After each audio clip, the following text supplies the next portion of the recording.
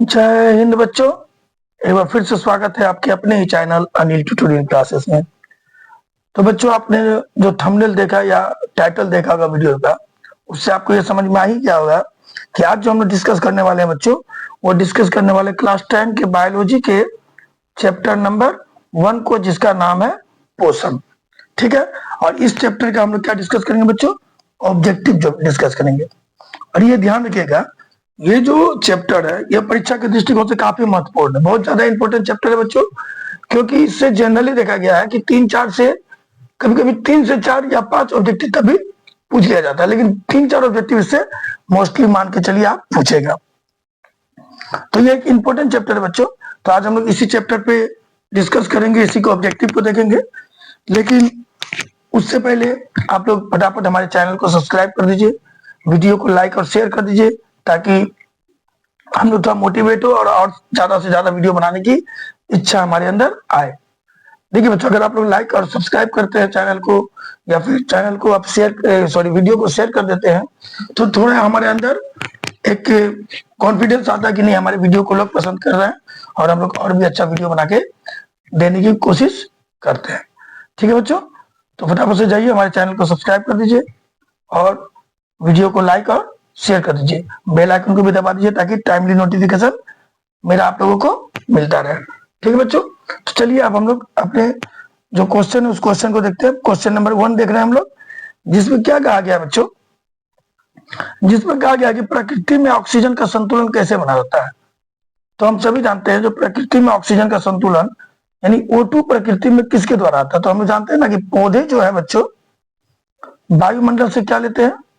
CO2 लेते हैं, और CO2 लेकर क्या छोड़ते हैं बच्चों? O2 छोड़ते हैं। और ये जो वायुमंडल से वो CO2 लेके O2 छोड़ते हैं और अपने लिए क्या बनाते हैं बच्चों? कार्बोहाइड्रेट बनाते हैं बच्चों। तो ये जो क्रिया होती है, इस पूरी की पूरी क्रिया को हम क्या कहते हैं बच्चों? प्रकाश संश्लेषण कहते हैं। तो प्रकृति में ऑक्सीजन का संतुलन बना रहता है किसके कारण बच्चों? तो प्रकाश संश्लेषण के द्वारा बना रहता है बच्चों। तो ऑप्शन नंबर बी हमारा सही होगा कि हमारे प्रकृति में ऑक्सीजन का संतुलन प्रकाश संश्लेषण क्रिया द्वारा बना रहता है। इस क्वेश्चन को अगर ऐसे भी दे बच्चों कि CO2 और O2 का संतुलन किसके द्वारा बना रहता है, तो इसका भी आंसर बच्चों होगा प्रकाश संश्लेषण क्रिया द्वारा। ठीक है, ये क्लियर समझ में आ गया कि प्रकृति में जो ऑक्सीजन का संतुलन है वो कैसे बना रहता है? प्रकाश संश्लेषण क्रिया द्वारा। तो हमारा ऑप्शन नंबर बी सही होगा बच्चों। तो ये 2 नंबर क्वेश्चन देखिए बच्चों, 2 नंबर क्वेश्चन में क्या कह रहा है? 2 नंबर क्वेश्चन में कह रहा है बच्चों कि प्रकाश संश्लेषण द्वारा किसकी प्राप्ति होती है। तो पहले देखिए प्रकाश संश्लेषण का समीकरण देखते हैं। प्रकाश संश्लेषण में क्या होता है बच्चों? पौधे वायुमंडल से कार्बन डाइऑक्साइड ग्रहण करते हैं, जमीन से जल ग्रहण करते हैं, और सूर्य के प्रकाश में, ठीक है, सूर्य के प्रकाश और क्लोरोफिल की मौजूदगी में, क्लोरोफिल की मौजूदगी में क्या बनाते हैं बच्चों? ये बनाते हैं ग्लूकोज C6H12O6, उसके बाद बनाते हैं जल, और उसके बाद बनाते हैं ऑक्सीजन। अगर हम लोग बैलेंस करने की बात कहें तो बैलेंस करते हैं, बैलेंस करने के मैंने एक अलग वीडियो बना दिया, उसको देख लीजिएगा। बैलेंस करने के लिए 6 से गुना करेंगे, यहाँ 12 से, उसके बाद ये 6 और 6 से गुना होगा। इसका मैंने एक अलग वीडियो बना दिया जिसमें ये समीकरण भी मैंने बैलेंस करके दिखाया, वहां जाकर देख लीजिएगा, आपको क्लियर समझ में आ जाएगा। तो अगर हम लोग बात करें तो यहाँ प्रकाश संश्लेषण की जाए तो हमको क्या प्राप्त हुआ? ये ग्लूकोज प्राप्त हुआ बच्चों, ये जल प्राप्त हुआ, और ये ऑक्सीजन प्राप्त हुआ। 3 चीज प्राप्त हुआ है। तो यहाँ कौन सा ऑप्शन है? देखिए, तो यहाँ ऑप्शन है ग्लूकोज। तो हमारा C नंबर सही होगा कि प्रकाश संश्लेषण के द्वारा क्या प्राप्त हुआ। ठीक है, एक चीज ध्यान दीजिए बच्चों, कभी कभी ना एग्जाम में सिर्फ ये पूछता है कि प्रकाश संश्लेषण का समीकरण लिखे, जो कि पूछता है नहीं, पूछा गया है 2011 में पूछा गया है बच्चों, 2014 में भी इसका समीकरण के बारे में पूछा है, 2021 में पूछा है।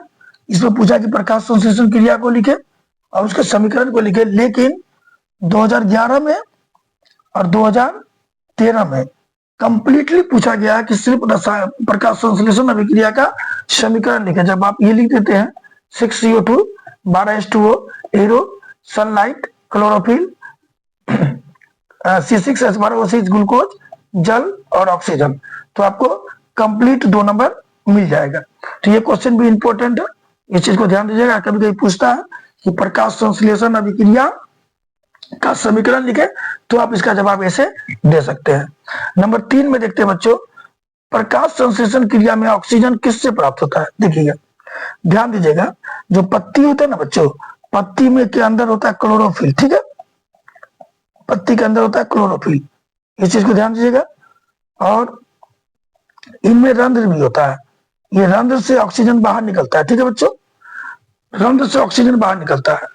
लेकिन एक्चुअल में होता क्या है, जो सनलाइट इस सूर्य पत्ती पर पड़ती है, सनलाइट सूर्य का प्रकाश जो पत्ती पर पड़ती है, तो क्लोरोफिल के अंदर जो पत्ती रहता है, पत्ती के अंदर जो क्लोरोफिल रहता है बच्चों, उसमें जो जल मौजूद रहता है, वह जल को हाइड्रोजन और ऑक्सीजन में तोड़ देता है बच्चों, ध्यान दीजिएगा। और यह हाइड्रोजन चल जाता है CO2 के पास, और CO2 के पास जाके क्या बना लेता है, हमारा ग्लूकोज बना लेता है, और ऑक्सीजन पत्ती के रंध्र से बाहर निकल जाता है। तो यहाँ पर बोला गया प्रकाश संश्लेषण क्रिया में ऑक्सीजन किससे निकलता है, तो ध्यान दीजिएगा, इसका आंसर रंध्र भी हो सकता है। और देखिए ऑक्सीजन निकल किससे रहा था, जल से भी निकल रहा है, क्योंकि जल ही से ना ऑक्सीजन टूट के रंध्र के द्वारा बाहर निकलता है। तो अगर आपको बोला जाए किससे निकल रहा है, तो ऑप्शन मेरा जल भी हो सकता है, रंध्र भी हो सकता है। तो जो ऑप्शन दिया जाएगा हम उसी का जवाब लिखेंगे। या दोनों ऑप्शन नहीं देगा बच्चों, दोनों में से एक ही ऑप्शन देगा, तो किससे निकल रहा है बच्चों, जल से निकल रहा है। ये क्वेश्चन 2013 में ऑलरेडी पूछा गया है, इस चीज को ध्यान में रखिएगा। तो ये 2 नंबर 3 नंबर हम लोग का क्लियर गया बच्चों। अब देखते हैं 4 नंबर भी इंपोर्टेंट क्वेश्चन है बच्चों। 4 नंबर क्वेश्चन 2013 और 2021 में पूछा गया है, जिसमें कहता है कि मैग्नीशियम किस में पाया जाता है। तो याद रखिएगा बच्चों, मैग्नीशियम हमारा क्लोरोफिल में पाया जाता है, तो ऑप्शन नंबर ए हमारा सही होगा। लाल रक्त कोशिका, वर्णी लवक और श्वेत रक्त कोशिका में मैग्नीशियम नहीं पाया जाता, तो ऑप्शन नंबर हमारा ए क्या होगा बच्चों, सही होगा। मैग्नीशियम किस में पाया जाता है, तो मैग्नीशियम पाया जाता है क्लोरोफिल में। कभी कभी घुमा के पूछता है कि क्लोरोफिल में कौन सा धातु पाया जाता है, तो याद रखिएगा मैग्नीशियम पाया जाता है। और ये क्वेश्चन 2013 और 2021 में पूछा गया है। अब हम लोग अगला क्वेश्चन देखते हैं बच्चों, कवक में किस प्रकार का पोषण होता है। तो ध्यान दीजिएगा बच्चों, एक होता है मृतजीवी पोषण। मृतजीवी पोषण में क्या होता है बच्चों, जीव मरे हुए पादपों या जंतुओं से पोषण ग्रहण करते हैं बच्चों, मरे हुए पादपों या जंतुओं से पोषक तत्व को ग्रहण करते हैं मृतजीवी पोषण में, ठीक है। पोषक तत्व पूछ सकता है कि मृतजीवी पोषण कैसे करते हैं, तो पोषण की वह विधि जिसमें जीव मरे हुए पादपों या जंतुओं से घुलित कार्बनिक पदार्थ के रूप में पोषक तत्व को ग्रहण करते हैं, उसको मृतजीवी पोषण कहते हैं। समभोजी पोषण में क्या आता है बच्चों, मनुष्य की तरह, जैसे मनुष्य या जीव जंतु भोजन ग्रहण करते हैं ना, तो मनुष्य की तरह ठोस या लिक्विड के रूप में जब भोजन ग्रहण करते हैं उसको समभोजी कहते हैं।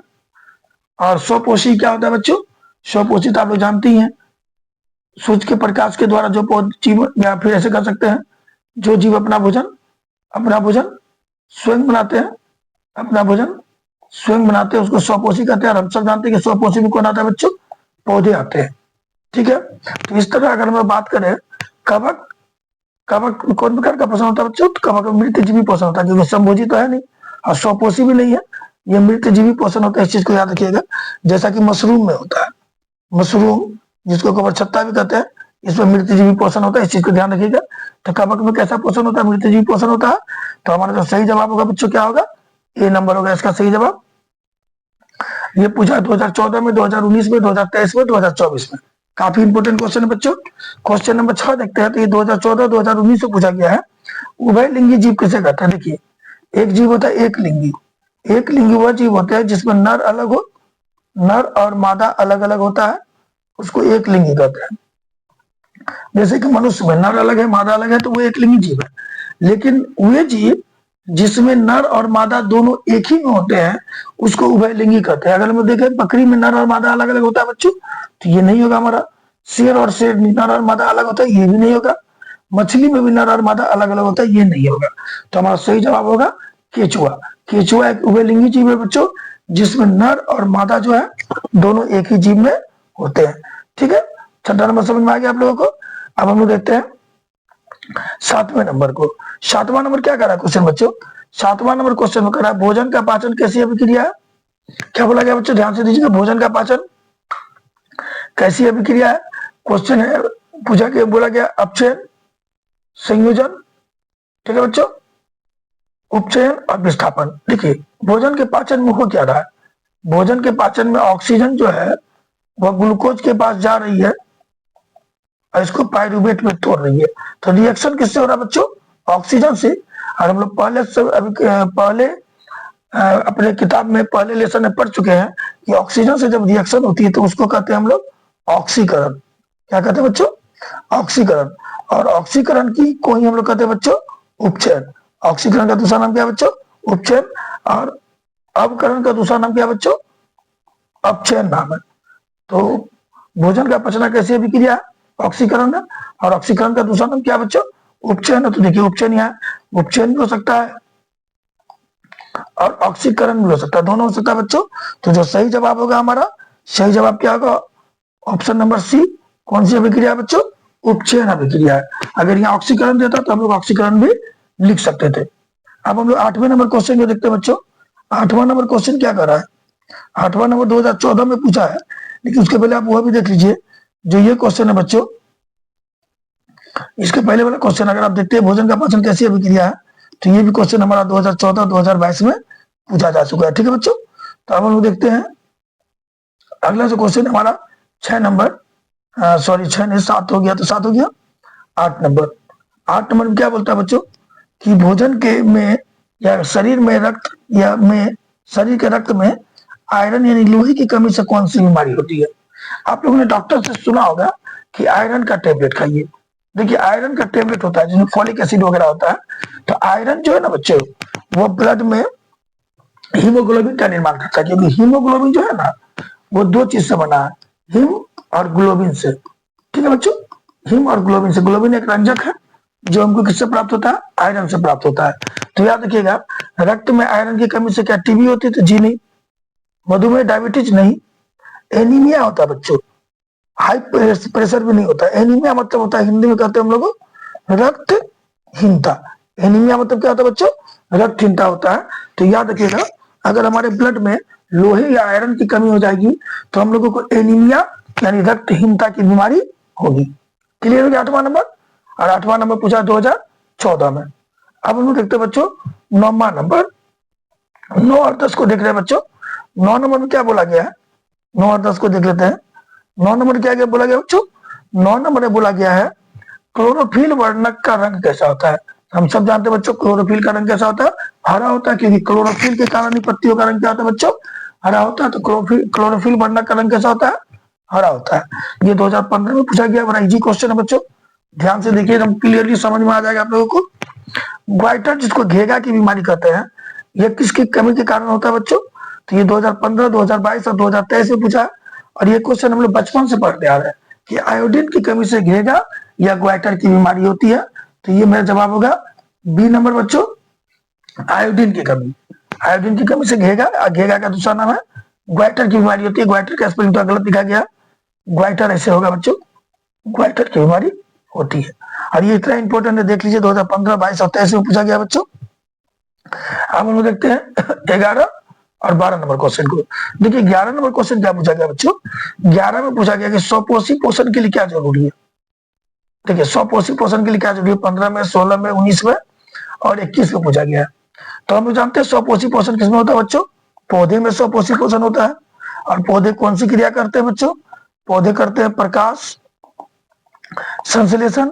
और प्रकाश संश्लेषण के लिए आवश्यक कच्चा माल क्या है बच्चों, नंबर 1 है सनलाइट, सूरज का प्रकाश, नंबर 2 है जल, नंबर 3 है पर्णरित, पर्णरित जिसको हम लोग कहते हैं क्लोरोफिल, और चौथा है बच्चों कार्बन डाइऑक्साइड। तो अब देखिए इन चारों में कौन सा ऑप्शन दिया हमारे लिए, हमारे लिए देखिए सनलाइट भी दे दिया है, पर्णरित भी दे दिया है, कार्बन डाइऑक्साइड भी दे दिया है। तो स्वपोषी पोषण के लिए तीनों हमारे लिए जरूरी है बच्चों। तो इसका सही जवाब होगा इनमें से सभी डी।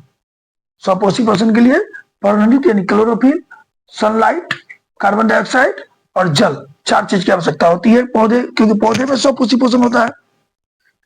और पौधे प्रकाश संश्लेषण क्रिया के द्वारा अपना पोषण, अपना भोजन खुद बनाते हैं, इसलिए पौधे को हम क्या कहते हैं बच्चों, स्वपोषी भी कहते हैं। तो हमारा 11 नंबर बच्चों क्लियर हो गया। अब 12 नंबर देखते हैं, दही जमाने के लिए निम्न में कौन सी अभिक्रिया होती है? तो याद रखिए बच्चों, दही जमने में किण्वन अभिक्रिया होती है। कौन सी अभिक्रिया होती है बच्चों? किण्वन अभिक्रिया होती है। जो लैक्टोबैसिलस है बच्चों, लैक्टोबैसिलस नामक जीवाणु में किण्वन अभिक्रिया होती है, और किण्वन अभिक्रिया के फलस्वरूप हमारा जो दही जम जाता है। तो दही के जमने में कौन सी अभिक्रिया होती है बच्चों? किण्वन अभिक्रिया होती है। ये क्वेश्चन 2015 में ऑलरेडी पूछा जा चुका है। ठीक है, अब हम अपने अगले क्वेश्चन को देखते हैं बच्चों। अगला क्वेश्चन क्या कर रहा है? अगला क्वेश्चन में देखा जाए 13 नंबर में बच्चों, 13 नंबर में क्या कर रहा है?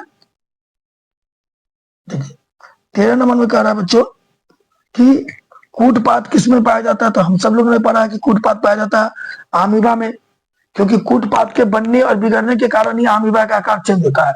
आमीबा का आकार फुल्ली डिपेंड करता है कूटपात पर। कूटपात का बनेगा और कूटपात बिगड़ेगा तो अमीबा का आकार भी चेंज होगा। ये क्वेश्चन 2016 में पूछा गया है, और सही जवाब है बच्चों हमारा ऑप्शन नंबर सी। 14 नंबर देखते बच्चों, एक वयस्क मनुष्य के मुंह में कितने दांत होते हैं? बड़ा इजी क्वेश्चन है, और 2017 और 2022 में पूछा गया है। तो वयस्क मनुष्य के पुरुष शरीर में मुंह में कितने दांत होते हैं बच्चों? 32 दांत होते हैं। 16 नीचा जबड़ा में होता है और 16 ऊपर वाले जबड़े में होता है। ठीक है बच्चों, इस चीज को ध्यान रखिएगा। अब हम लोग देखते हैं 15 नंबर क्वेश्चन को, 15 नंबर और 16 नंबर को देखते हैं। 15 नंबर में क्या कहा गया है? 15 नंबर कहता है कि स्लाइड को सर्वप्रथम कंपाउंड माइक्रोस्कोप में देखा गया था।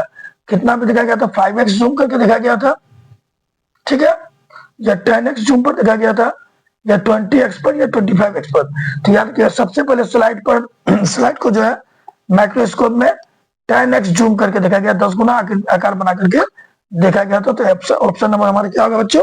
20 सही होगा, और ये 2018 में पूछा गया है। क्वेश्चन नंबर 16 ये भी 2018 में पूछा गया। क्या कहा गया? मंड का परीक्षण करने के लिए हरी पत्ती को आयोडीन में डालने के पहले एल्कोहल में क्यों उबाला जाता है?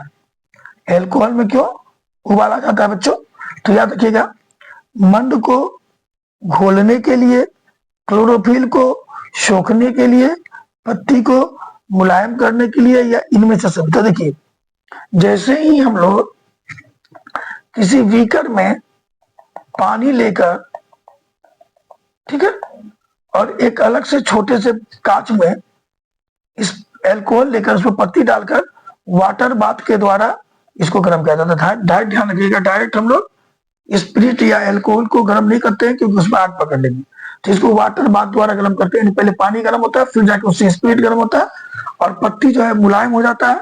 पत्ती के मुलायम होने से उसमें जो क्लोरोफिल है, वो जो क्लोरोफिल या मंड है, क्लोरोफिल और मंड दोनों क्या होती है? वह मुलायम हो जाती है, घुल जाती है, और घुल के स्पिरिट में आके मिल जाती है। ठीक है बच्चों, तो इसका सही जवाब क्या होगा बच्चों? इसका सही जवाब होगा इनमें से सभी। यानी इससे क्या होता है? मंड भी घुलता है, क्लोरोफिल भी घुलता है, और पत्ती भी मुलायम हो जाती है। तीनों क्रियाओं को करने के लिए हम लोग एल्कोहल में पत्ती डाल के वाटर बाथ के द्वारा उसको क्या करते हैं बच्चों? उबालते हैं। इस चीज को ध्यान में रखिएगा। अब देखते हैं 17 नंबर क्वेश्चन क्या कर रहा है बच्चों। 17 नंबर क्वेश्चन कर रहा है, 17 नंबर भी इंपॉर्टेंट देख लीजिए। 17 नंबर क्वेश्चन हमारा 18 में और 20-21 में पूछा गया है। क्या कहता है कि पराग नालिका का बीजांड और वृद्धि करना किस प्रकार का अनुवर्तन है? यानी पराग नालिका के पराग नालिका का बीजांड की ओर वृद्धि करना। पराग नालिका का, देखिए ये जो होती है ना, ये जो पराग नली बनती है, जो हमारा पराग कोष पे होता है, ये ऐसे यहाँ पर आके बीजांड होता है। तो पराग नालिका में के अंदर बीजांड की ओर गति होता है, ठीक है। तो बीजांड की ओर गति होना कैसा विक्रिया बच्चों? यह किस प्रकार का अनुवर्तन है? तो याद रखिएगा, जब भी पराग कण वर्तिकाग्र पर गिरता है, ठीक है, तो निषेचन के बाद उसके अंडाणु और शुक्राणु का परागन होता है। अब परागन के बाद एक केमिकल निकलता है, रसायन निकलता है, जो कि हमारा पराग नालिका को सुखाता चला जाता है, और धीरे धीरे करके जो उसके अंदर पराग कण है वो खिसकता हुआ कहा जाता है? बीजांड में आ जाता है। इसीलिए जब फूल मुरझाती है, फूल मुरझाने के बाद ही बीज बनता है। तो यानी कहीं ना कहीं इसमें क्या उत्पन्न हो रहा है? रसायन उत्पन्न हो रहा है, केमिकल उत्पन्न हो रहा है। इसीलिए क्या है बच्चों? रसायन अनुवर्तन है। यानी ये जो क्रिया हो रही है, पराग नालिका बीजांड की ओर जो धीरे धीरे करके खिसक रही है, इसको खिसकाने में पराग नालिका का रोल, सॉरी, रसायन का रोल होता है, केमिकल का रोल होता है, इसीलिए इसको हम लोग कहते हैं प्रकाश अनुवर्तन। ठीक है बच्चों, अब देखते हैं 18 और 19, ये दोनों क्वेश्चन भी इंपॉर्टेंट बच्चों, बहुत इंपॉर्टेंट क्वेश्चन। 18 नंबर में क्या करा ध्यान दीजिएगा कि पित्त, पिता लिखा गया, पित्त होगा, पित्त, पित्त कहां से निकलता है बच्चों, तो ये 19 में, 21 में, 22 में और 23 में पूछा गया। याद रखिएगा, हमारा हमारे शरीर में गोल ब्लाडर होता है। ठीक है बच्चों, क्या होता है, गोल ब्लाडर होता है। ठीक है, गोल ब्लाडर जिसको हम कहते हैं पित्ताशय, इस पित्ताशय में पित्त जमा रहता है। ठीक है, जो पीले हल्के हरे रंग का क्षारीय द्रव होता है। क्या कैसा द्रव होता है बच्चों, क्षारीय द्रव होता है, जो पेट में आए हुए भोजन के साथ जो अम्ल की मात्रा आती है, उस अम्ल की अम्लीयता को समाप्त करता है। तो ये पित्त निकलता कहां से बच्चों, पित्त निकलता है हमारा यकृत से, जिसे हम लोग लीवर भी कहते हैं। तो पित्त कहां से निकलता है, यकृत यानी लीवर से, और निकल करके कहा जमा होता है, पित्ताशय में जमा होता है। इस चीज को याद रखिएगा। अमीबा अपना भोजन कैसे पकड़ता है, अमीबा जो है बच्चों अपना भोजन कैसे पकड़ता है, तो अमीबा में सारी क्रिया का जिम्मेवार क्या होता है बच्चों, कूटपाद होता है। अमीबा का आकार चेंज होना, अमीबा में पोषण होना, सब चीज के लिए जिम्मेवार है कूटपाद। तो अमीबा अपना भोजन कैसे पकड़ता है बच्चों, तो कूटपाद द्वारा पकड़ता है। ये 19 नंबर हमारा क्लियर हो गया। अब हम लोग 20 नंबर देखते हैं बच्चों, कौन सा एंजाइम वसा पर क्रिया करता है, कौन सा एंजाइम बच्चों वसा पर क्रिया करता है, तो वसा पर क्रिया करने वाले एंजाइम का नाम है बच्चों लाइपेज। लाइपेज बच्चों वसा पर क्रिया करता है। ये क्वेश्चन 19 में, 21 में और 22 में पूछा गया है। धातु को साफ करने के लिए जो मंजन यूज करते हो, मंजन कैसा रहता है बच्चों, तो धातु को साफ करने वाला मंजन बच्चों क्षारीय होता है, क्योंकि रात भर की क्रिया के फलस्वरूप हमारे मुंह में अम्ल बनता है और मंजन में रहता है क्षार।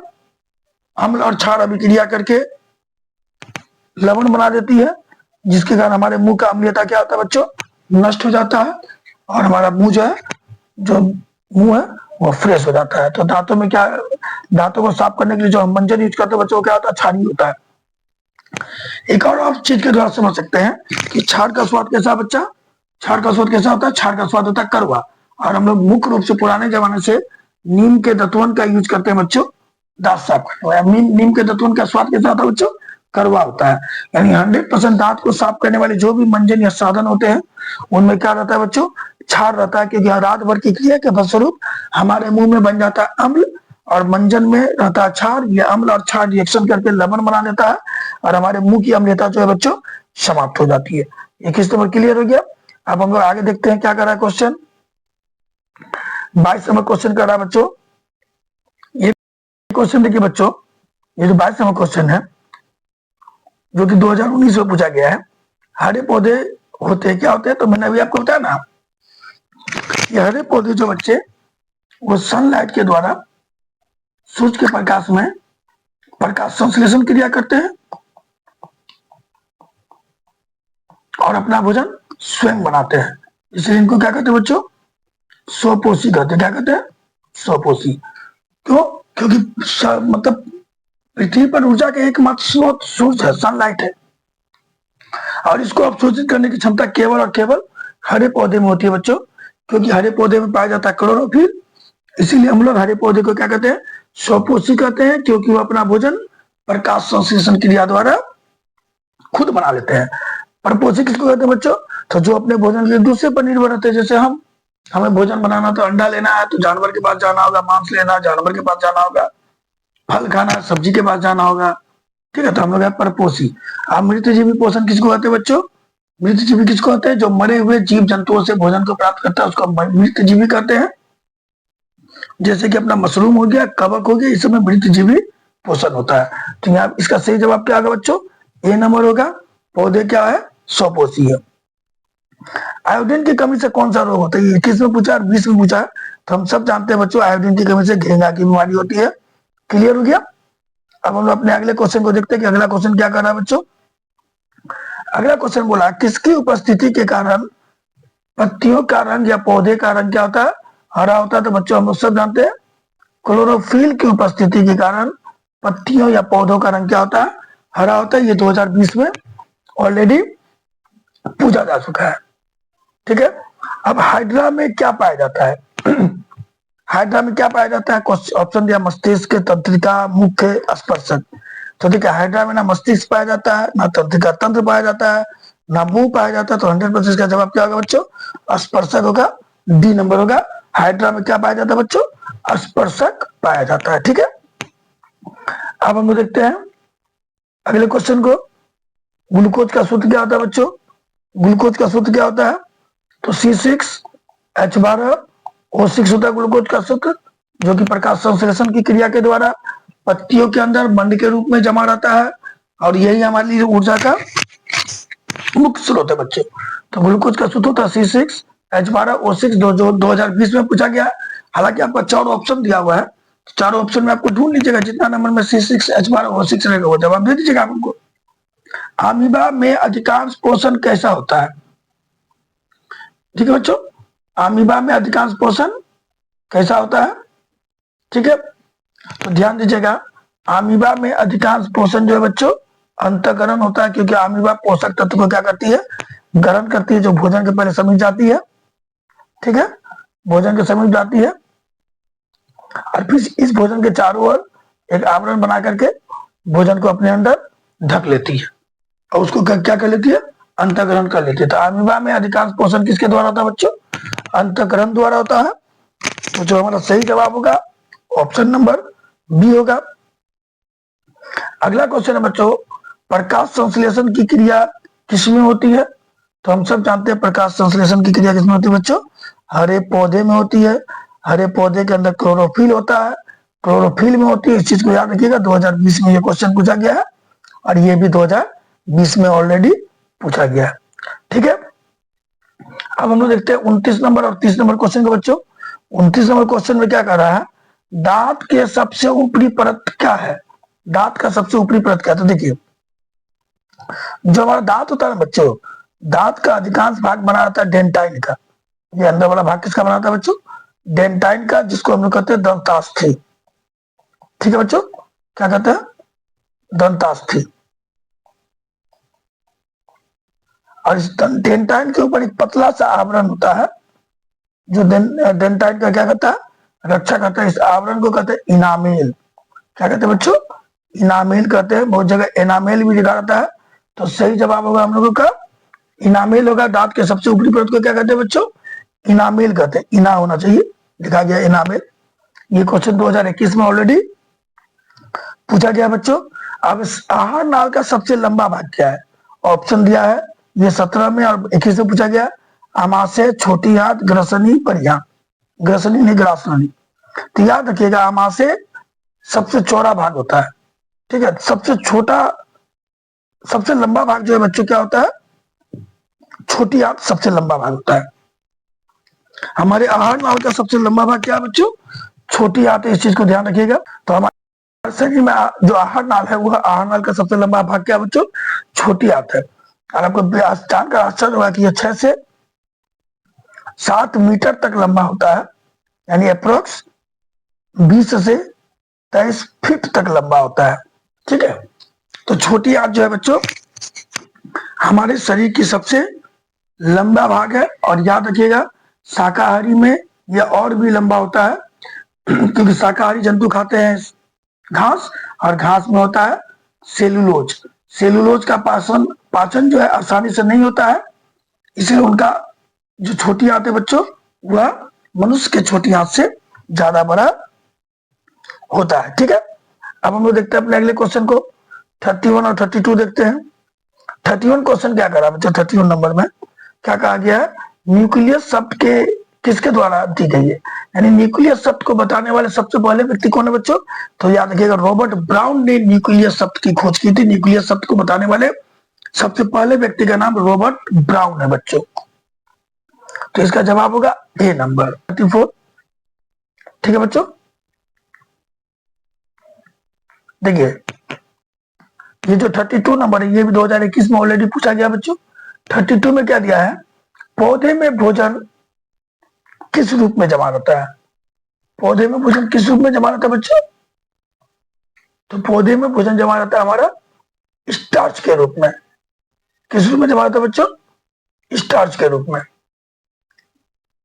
अभी बताया मैंने आपको कि पौधे में भोजन स्टार्च के रूप में। देखिए ये जो 33 का गया बच्चों, 33 में क्या क्या गया? पौधे और जंतुओं की कोशिकाओं का वैधानिक अध्ययन क्या कहलाता है? वैधानिक अध्ययन मतलब होता है एक नियम के द्वारा जब हम अध्ययन करते हैं तो उस अध्ययन को क्या कहते हैं? तो याद रखिएगा कोशिका विधान कहते हैं। पौधे और जंतुओं का वैधानिक अध्ययन एक नियमित तरीके से किया गया अध्ययन क्या कहलाता है बच्चों? कोशिका विधान कहलाता है। इस चीज को ध्यान रखिएगा। और ये 2021 में पूछा गया। 34 नंबर में क्या पूछा गया बच्चों? कि निम्न में कौन ट्रिप्सिन एंजाइम का पाचन करता है? 2021 में क्वेश्चन पूछा गया कि ट्रिप्सिन एंजाइम, निम्न में कौन ट्रिप्सिन एंजाइम का पाचन करता है? नहीं, ये गलत लिखा गया है। निम्न में या निम्नलिखित में किसका पाचन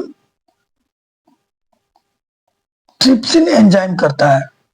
निम्नलिखित में किसका पाचन ट्रिप्सिन एंजाइम करता है? तो उल्टा हो गया।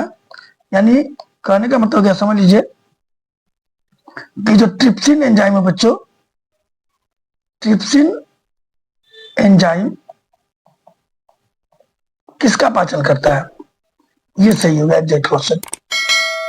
ट्रिप्सिन एंजाइम किसका पाचन करता है? तो याद रखिएगा ट्रिप्सिन एंजाइम बच्चों प्रोटीन का पाचन करता है। किसका पाचन करता है? प्रोटीन का। ये क्वेश्चन 2021 में पूछा गया है। ठीक है, अब हम लोग देखते हैं अपने अगले क्वेश्चन को। 35 और 36 देखते हैं एक साथ। 35 में क्या कहा गया बच्चों? 35 में कहा गया है कि मुख गुहा में आहार का कौन से भाग का पाचन होता है? यानी जब हम मुंह में भोजन लेते हैं बच्चों और चबाना शुरू करते हैं तो हमारे मुंह में किसका पाचन शुरू हो जाता है? ये 2021 में और 2024 में पूछा गया। तो याद रखिएगा हमारे मुंह से ही कार्बोहाइड्रेट का पाचन शुरू हो जाता है।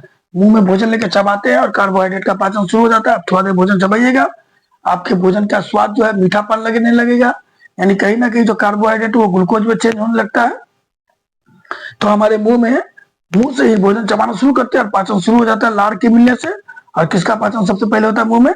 तो कार्बोहाइड्रेट का पाचन होता है। ये 35 नंबर हम लोग क्लियर हो गया बच्चों। नंबर 6 में निम्न में कौन स्वपोषी है? तो हम सब जानते हैं बच्चों हरे पौधे स्वपोषी है, क्योंकि वो अपना भोजन सूर्य के प्रकाश में, जमीन से जल और वायु से CO2 लेके प्रकाश संश्लेषण क्रिया द्वारा खुद बना लेते हैं। इसीलिए हम लोग पौधे को क्या कहते हैं बच्चों? स्वपोषी कहते हैं। तो निम्न में कौन स्वपोषी है? तो हरे पौधे स्वपोषी है बच्चों। क्लियर हो गया। अब हम देखते हैं क्वेश्चन नंबर 37 और 38 को बच्चों। 37 में क्या कहा गया है? जीवन की महत्वपूर्ण विशेषता क्या है? अणु की गति, वृद्धि, संग या समन्वय? इस तीनों में जीवन का सबसे महत्वपूर्ण विशेषता क्या है बच्चों? वृद्धि है। वृद्धि ऐसे लिखा गया, वृद्धि जीवन की सबसे महत्वपूर्ण विशेषता इस चारों में। तो ऑप्शन नंबर बी हमारा सही होगा बच्चों। क्या? वृद्धि। ठीक है, अगला है स्वपोषी पोषण होता है किसमें होता है? तो ये बात हम लोग कई तो ये लिखाना गलती हो गया। A B, ये C होगा और ये D होगा। तो किसमें बोला बच्चों? हरे पौधे में। ठीक है, उसका प्रोकैरियोटिक में, कुछ प्रोटिस्टा और प्रोकैरियोटिक में। तो ऑप्शन गलत हो गया बच्चों। तो याद रखिएगा स्वपोषी पोषण किसमें होता है बच्चों? पौधे में होता है। पौधे में स्वपोषी पोषण होता है, इस चीज को ध्यान रखिएगा। तो स्वपोषी पोषण किसमें होता है? तो इसका सही जवाब होगा पौधे में।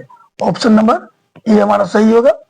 ठीक है, ये ऑप्शन था गलत दिखा गया है, एडिटिंग करने में तो दिक्कत हो गया बच्चों। अब हम लोग देखते हैं 39 और 40, पहले दो को देख लेते हैं। 39 में क्या क्या है बच्चों? ग्रहणी किसका भाग है? तो हम लोग जानते हैं कि जो ग्रहणी है बच्चों वो हमारे आहार नाल का भाग है। यानी हमारे भोजन के विभिन्न भागों में ग्रहणी का बहुत बड़ा रोल होता है। और ग्रहणी आहार नाल के छोटी आंत में पाया जाता है। कहाँ पाया जाता है? छोटी आंत में। हम लोगों को मालूम है छोटी आंत के जो 3 भाग होते हैं। नंबर 1 होता है ग्रहणी, नंबर 2 होता है जेजुनम, और नंबर 3 होता है इलियम, जिसको हम लोग विलाई भी कहते हैं। तो याद रखिएगा, गरनी किसका भाग है बच्चों? छोटी आंत का भाग है। जो हमारा आहार नाल होता है, आहार नाल में एक हिस्सा होता है छोटी आंत, जो कि आहार नाल का सबसे बड़ा हिस्सा है। उसी का एक हिस्सा होता है इलियम, जेजुनम और गरनी। तो हमसे गरनी के बारे में पूछा है, या इलियम के बारे में पूछे, या जेजुनम के बारे में पूछे, तो वो किसका आंसर होगा?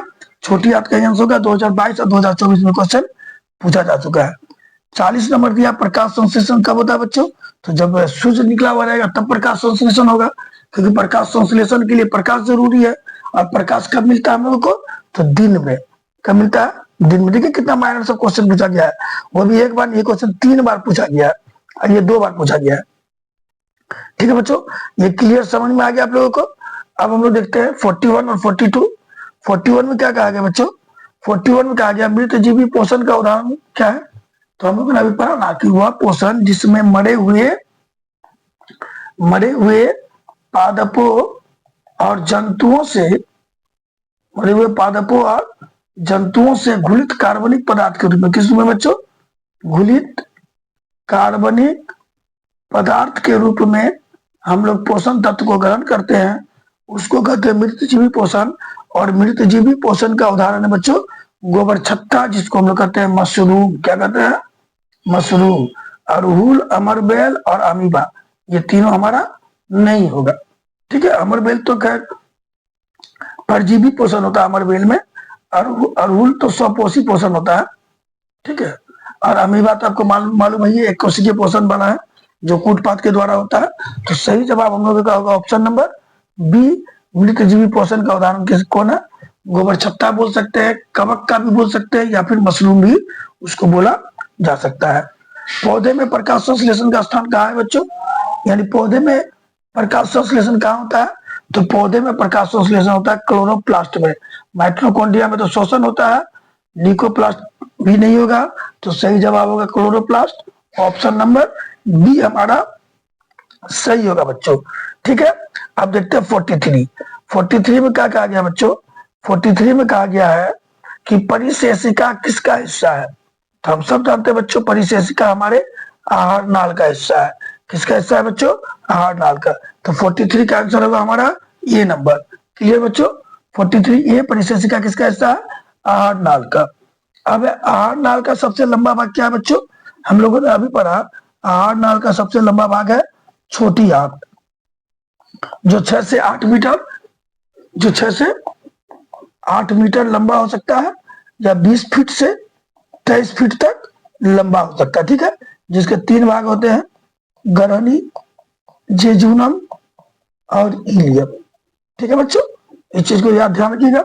आहार नाल सबसे लंबा भाग है। आहार नाल का सबसे लंबा भाग क्या है बच्चों? छोटी आंत है। ये क्वेश्चन 2022 में पूछा गया है। अगला, सजीव में पाए जाने वाले जैव प्रक्रम क्या है? सजीवों में कौन कौन सी क्रिया होती है? तो श्वसन एकदम होती है सजीवों में, पोषण भी सजीवों में होती है, जनन भी सजीवों में होती है, क्योंकि ये तीनों तो निर्जीव में होगी नहीं। तो इसका सही जवाब होगा ऑप्शन नंबर डी, इनमें से सभी। श्वसन सजीवों में क्या क्या होता है? श्वसन, जनन, पोषण के अलावा क्या होता है बच्चों? उत्सर्जन होता है। ठीक है, उद्दीपन होता है। ठीक है, चलन होता है। तो बहुत सारी क्रिया होती है। ठीक है, अब अगला क्वेश्चन देखते हैं हम लोग। अगला क्वेश्चन 46, जो कि 2024 में और 2022 में पूछा गया। क्रमांकुचन किस में पाया जाता है? देखिएगा, हम लोग पढ़ रहे हैं जो मुंह में चबा हुआ भोजन है वो हमारा ग्रास नली के द्वारा धीरे धीरे करके बच्चों नीचे सरकता है। नीचे सरकता है, एक पिंड बन के, गोल गोल पिंड बन के धीरे धीरे करके नीचे सरकता है। इस क्रम में हमारा जो ग्रास नली है वो फैलती है, सिकुड़ती है। ये फैल रही, देखिए फैली है, या सिकुड़ी है, फिर फैली है, फिर सिकुड़ी है। तो ये फैलने सिकुड़ने के क्रम में धीरे धीरे करके मुंह में जो हमारा भोजन सना हुआ है लार के साथ, वो धीरे धीरे करके नीचे खिसकता है। और इसी को कहते हैं हम लोग क्रमांकुचन। क्या कहते हैं बच्चों?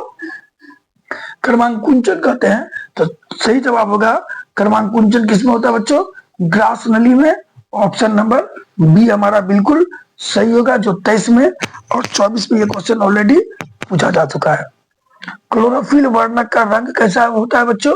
हम सब जानते हैं कि क्लोरोफिल वर्णक का रंग कैसा होता है बच्चों? हरा होता है। और इसी हरे होने के कारण पौधे की पत्तियों का रंग भी हरा होता है। बड़ा इजी क्वेश्चन है बच्चों, और ये 2022 और 2023 में पूछा गया है। ठीक है, अब हम लोग देखते हैं 48 नंबर। 48 नंबर क्वेश्चन क्या करा बच्चों? निम्न में कौन अपघटक नहीं है? अपघटक का मतलब होता है किसी बड़े मृत पौधे या मृत जीव के शरीर को सड़ा गला करके उसको डिस्पोज कर देना, उसको मिट्टी में मिला देना, उसको वायु में मुक्त कर देना, उसको जल में मिला देना। कहने का मतलब हो गया जो मृत पौधे और जीव जो होते हैं उनको सड़ा गला के नष्ट करना क्या कहलाता है? अपघटन कहलाता है। और अपघटन जिसकी मौजूदगी में होता है उसको कहते हैं अपघटक। यानी अपघटक के रूप में कौन काम करता है बच्चों? कृमि भी अपघटक का काम करता है, शैवाल भी और जीवाणु भी। तो निम्न में कौन अपघटक नहीं है? तो याद रखिएगा अमरबेल अपघटक नहीं है। तो इसका सही जवाब होगा सी नंबर, अमरबेल। अमरबेल हमारा अपघटक नहीं है। बाकी ये तीनों जो है वह जीवों को सड़ा गला करके अपघटित करने का काम करते हैं। ठीक है, अब हम लोग देखते हैं 49 नंबर। 49 और 50 देखते थे बच्चों। 49 में क्या कहा गया है? 49 में कहा गया प्रकाश संश्लेषण की दर निम्न में से किस किस कारणों पर निर्भर करती है? देखिए, प्रकाश संश्लेषण की दर निर्भर किस पर करती है? यानी किसकी मौजूदगी में प्रकाश संश्लेषण तेज होगी या धीमा होगी? तो भैया हम सब जानते हैं वह डिपेंड करती है सनलाइट यानी प्रकाश पर, और प्रकाश के गुण पर, और प्रकाश की मात्रा पर। प्रकाश ज्यादा मिलेगा प्रकाश संश्लेषण तेज होगा, प्रकाश कम मिलेगा प्रकाश संश्लेषण स्लो होगा। तो इसका सही जवाब ए और बी दोनों होगा, उसकी मात्रा पर भी उसके गुण पर भी। तो सी नंबर ऑप्शन होगा हमारा, ए और बी दोनों। ठीक है, 50 नंबर क्वेश्चन पूछता है बच्चों गोबर छत्ता, मशरूम या कवक क्या है? तो याद रखिएगा एक प्रकार का मृत जीवी। क्या है बच्चों? एक प्रकार का मृत जीवी है। क्या चीज? गोबर छत्ता या मशरूम, जो 2023 में ऑलरेडी पूछा जा चुका है। अब हम लोग देखते हैं 51 और 52 को बच्चों। 51 में क्या कहता है? निम्न में से किस रंग का किरण प्रकाश संश्लेषण के लिए सबसे ज्यादा प्रभावित है? कौन से रंग का किरण प्रकाश संश्लेषण के लिए सबसे ज्यादा प्रभावी है? यानी किसकी कौन से किरण में? देखिए सनलाइट जो होता है ना बच्चों, सनलाइट में 7 कलर होते हैं जिसको हम लोग याद रख सकते हैं विव ग्योर, VIVGYOR। सबसे ऊपर होता है वायलट जिसको हम लोग कहते हैं बैगनी। उसके नीचे होता है इंडिगो जिसको कहते हैं हम लोग जामुनी, जी जिसको कहते हैं ग्रीन यानी हरा, येलो जिसको कहते हैं पीला, ऑरेंज जिसको कहते हैं नारंगी, और रेड जिसको कहते हैं लाल। ये जो बच्चे लाल है ना, लाल रंग का तरंगदैर्घ्य सबसे ज्यादा होता है, और इसीलिए लाल रंग का तरंगदैर्घ्य गति ज्यादा होने के कारण लाल रंग तेजी से पत्ती के अंदर प्रवेश करती है और ऑक्सीजन और हाइड्रोजन में जल को तोड़ने की क्षमता रखती है। तो सही जवाब होगा लाल रंग। क्या जवाब होगा बच्चों? लाल रंग। यानी लाल रंग के प्रकाश में प्रकाश संश्लेषण की क्रिया तेजी से होती है क्योंकि इसका जो तरंगदैर्घ्य है वो सबसे ज्यादा होता है। अब निम्न में कौन पुनर्उद्भवन का उदाहरण है? पुनर्उद्भवन का मतलब होता है कोई अंग टूट कर या कट कर अलग हो गया और फिर वही अंग डेवलप होकर जीव में बदल गया, उसको पुनर्उद्भवन कहते हैं। और ऐसा होता है हाइड्रा में। ऐसा किसमें होता है बच्चों? हाइड्रा में। हम सब जानते हैं कि हाइड्रा ऐसा होता है, इसका ये वाला भाग जो है टूट के अलग होके डेवलप होके एक नए हाइड्रा में बदल जाता है। मेढक में, गाय में पुनर्उद्भवन नहीं होता है। पुनर्उद्भवन किसमें होता है बच्चों? हाइड्रा में। तो इसका आंसर होगा ए नंबर, और लाल होगा तो इसका आंसर होगा डी नंबर। ठीक है, तो 52 भी हमारा हो गया। अब हम आगे देखते हैं 53 और 54 को देखते हैं बच्चों। 53 में क्या पूछा है? 53 में पूछा है प्रकाश संश्लेषण की प्रकाश अभिक्रिया कहाँ होती है? तो हम सब जानते हैं कि क्लोरोप्लास्ट पर प्रकाश संश्लेषण अभिक्रिया होती है जीव तरफ, और माइटोकॉन्ड्रिया। ये दोनों तो होगा ही नहीं, ये दोनों होगा ही नहीं क्योंकि माइटोकॉन्ड्रिया में श्वसन होता है जीव द्रव में भी श्वसन होता है, प्रकाश संश्लेषण में इसका कोई रोल है ही नहीं। तो ऑप्शन हमारा या तो ए होगा या तो बी होगा। तो याद रखिएगा, प्रकाश संश्लेषण की अभिक्रिया क्लोरोप्लास्ट का एक भाग होता है, ग्रेना में होती है। तो ऑप्शन हमारा बी नंबर सही होगा।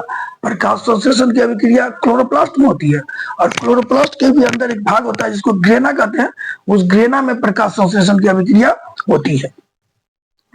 अगला है कृमि होगा, कृषि नहीं होगा बच्चों। कृमि रूपी परिशेषिका किसका हिस्सा है?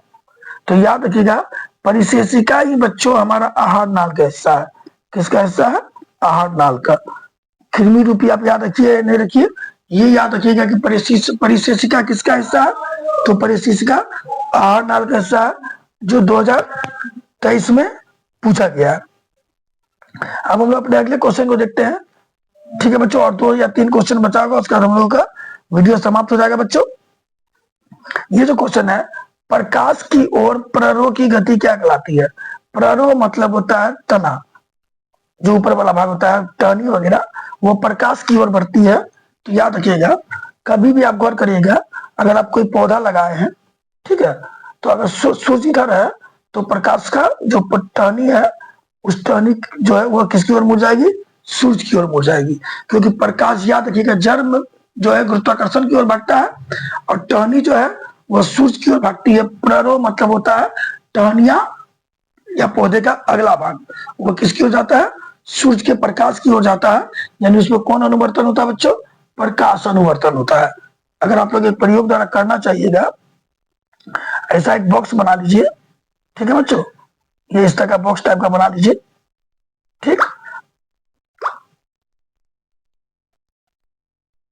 इस तरह का बॉक्स बना के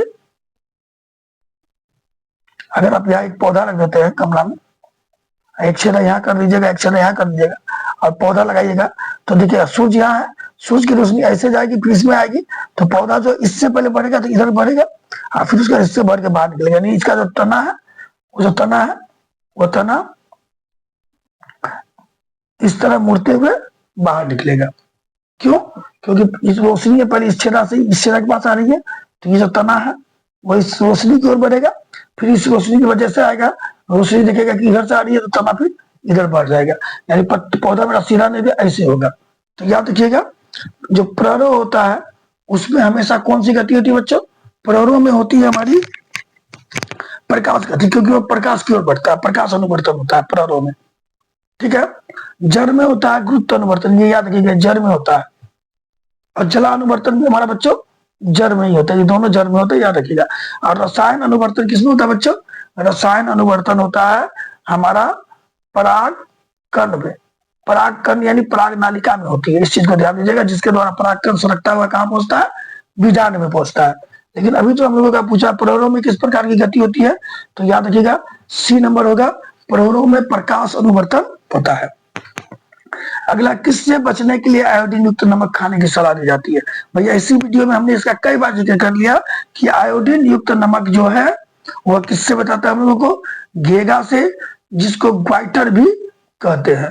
तो इसका सही जवाब होगा बी नंबर, घेगा या ग्वाइटर। अब हम लोग देखते हैं 57 नंबर को बच्चों। 57 नंबर क्या कह रहा है, ध्यान दीजिए। 57 नंबर कह रहा है बच्चों कि निम्नलिखित में कौन प्रकाश, सॉरी, निम्नलिखित में कौन गुरुत्व अनुवर्तन है? निम्नलिखित में कौन बच्चों गुरुत्व अनुवर्तन है? तो हमने अभी पढ़ा ना कि जो पौधे में जो जड़ होती है बच्चों, वो जड़ किसकी ओर बढ़ते हैं? गुरुत्वाकर्षण जिधर लगता है, गुरुत्व बल जिधर लगता है उधर बढ़ते हैं। अगर आप किसी गमले को, एक गमला लेके इसमें पौधा आप ऐसे लगा दीजिए, ये पौधा लगा दीजिए बच्चों, ये पौधा लगा दीजिए आप, तो इसका जड़ ऐसे होना चाहिए था ना, लेकिन जब आप तोड़िएगा ना बच्चों, तो ये जड़ आपको ना, ये पौधा ऐसे है ना, बट इसका जड़ जो है ना आपको ऐसे मिलेगा, नीचा मुड़ा हुआ। क्यों मिलेगा नीचा मुड़ा हुआ बच्चों? क्योंकि गुरुत्वाकर्षण बल हमेशा नीचा की ओर लगता है, और ये वाला भाग जो है ना ऊपर मुड़ जाएगा, ऐसे करके मुड़ेगा, शीर्ष की ओर बढ़ेगा। यानी जो शीर्ष, पौधे का शीर्ष भाग होता है प्ररोह, उसमें प्रकाश अनुवर्तन होता है, और जड़ में बच्चों क्या होता है? गुरुत्व अनुवर्तन होता है। तो इसका सही जवाब होगा जड़, बी नंबर। पौधे के किस भाग में गुरुत्व अनुवर्तन पाया जाता है बच्चों? तो जड़ में गुरुत्व अनुवर्तन पाया जाता है। ठीक है, यानी जड़ जो है गुरुत्वाकर्षण की दिशा की ओर बढ़ती है। ये हमारा फाइनल क्वेश्चन है 58 बच्चों, 58 नंबर हमारा फाइनल है। 58 में क्या बोला है बच्चों? 58 में बोला है परजीवी पौधे का उदाहरण बताएं। परजीवी पौधा मतलब होता है वह पौधा जो किसी दूसरे पौधे के द्वारा अपने पोषक तत्व को ग्रहण करके जीवित रहती है। तो ध्यान दीजिएगा, परजीवी पौधे का उदाहरण है बच्चों अमरबेल। अमरबेल जो है ना, ये जो कोई पौधा होता है, मान लीजिए कोई पौधा है, इस पौधा पर ना अमरबेल एक धागे की तरह, थोड़ा सा लड़ी की तरह होता है, जो उस पूरे पौधे पर छाया रहता है, जिसमें छोटे छोटे रोए बने रहते हैं, जो पौधे के पत्तियों में, जड़ों में आदि में स्पर्श करके पौधे के अंदर से पोषक तत्वों को ग्रहण करके खुद जीवित रखते हैं। क्योंकि इनमें ना जड़ होता है, ना तना होती है, ना पत्ती होती है। ये जो ऐसे ऐसे लत टाइप के होते हैं, इसी को अमरबेल कहते हैं। और ये पोषक तत्व को ग्रहण करते हैं किससे?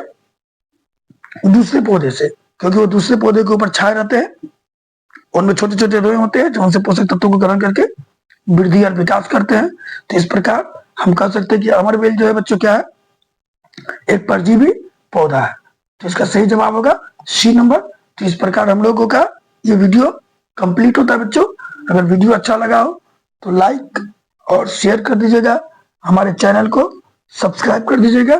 ठीक है बच्चों, जय हिंद, जय भारत।